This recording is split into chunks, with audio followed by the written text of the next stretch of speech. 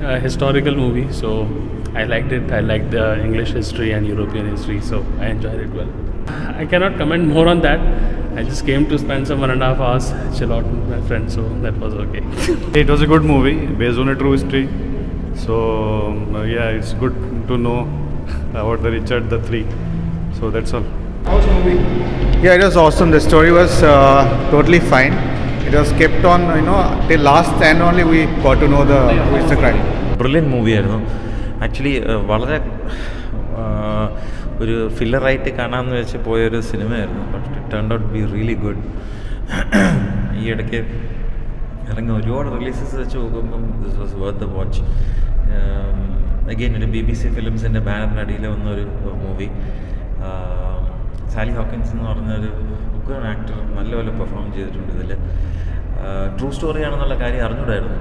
Cinema കണ്ട് മുമ്പോട്ട് പോയിക്കുമ്പോൾ even mid time ആയിട്ട് പോലും ഞാൻ വെച്ച് മേ ബി ഫിക്ഷനിലായിരിക്കുന്നു. ബട്ട് ഇറ്റ്സ് ബേസിക്കലി മൂവിയുടെ ക്രക്സ് എന്ന് വെച്ചാൽ കിങ് റിച്ചർഡ് III കുറിച്ചുള്ള ഒരു മിസ്കൺസെപ്ഷനും അദ്ദേഹത്തിൻ്റെ ഒരു റൈറ്റ്ഫുൾ ഓണർ കിട്ടാൻ വേണ്ടി ഒരു സ്ത്രീയുടെ പോരാട്ടം.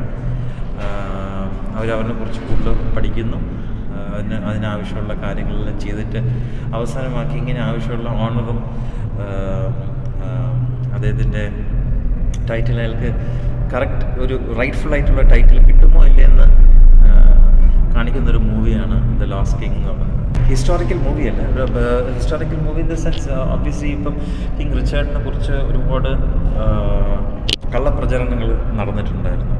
ഒരു ടോക്കിംഗ് അബൌട്ട് 400-500 years ബാക്ക്.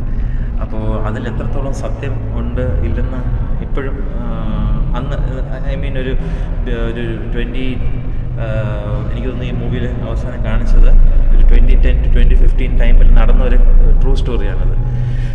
അപ്പം ആർക്കിയോളജിക്കൽ ഫാക്ട്സും മറ്റേതൊക്കെ ചെയ്ത് എടുത്തതിന് ശേഷം സത്യങ്ങൾ പുറത്തു കൊണ്ടുവരുന്ന ഒരു ഇതായിരുന്നു. അപ്പം ഹിസ്റ്റോറിക്കലാണെന്ന് വെച്ചാൽ ഒബ്വിയസ്ലി ഒരു ബാക്കിലോട്ട് പോകുമ്പം ഹിസ്റ്ററി നടന്ന ഒരു കാര്യം എത്രത്തോളം സത്യമാണോ അല്ലെന്നുള്ള കാര്യം പ്രൊജക്റ്റ് ചെയ്ത് കാണിക്കുന്നൊരു മൂവിയാണ്.